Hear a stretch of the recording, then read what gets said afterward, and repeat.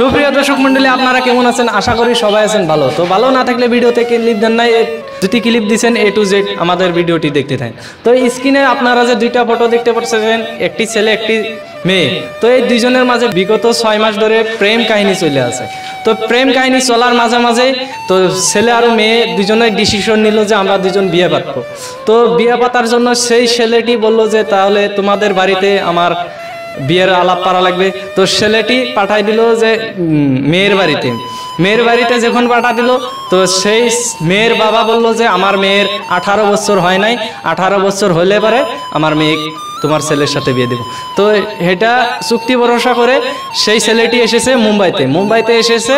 তো সেই মেয়ের বাবা কি করছে, সেই মেয়ের বাবা করছে কি, সেই মেয়ে অন্য কোথাও বিয়ে দিয়ে দিছে।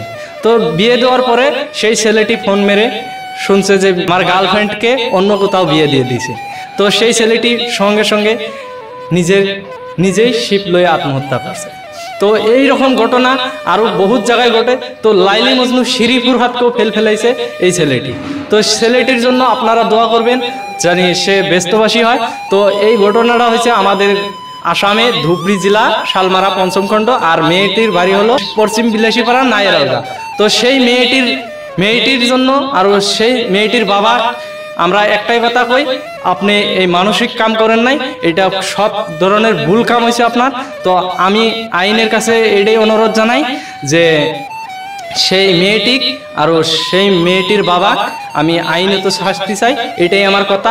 আর যারা যারা আমার ভিডিওটা দেখতেছেন তারা বেশি বেশি করে শেয়ার দিবেন।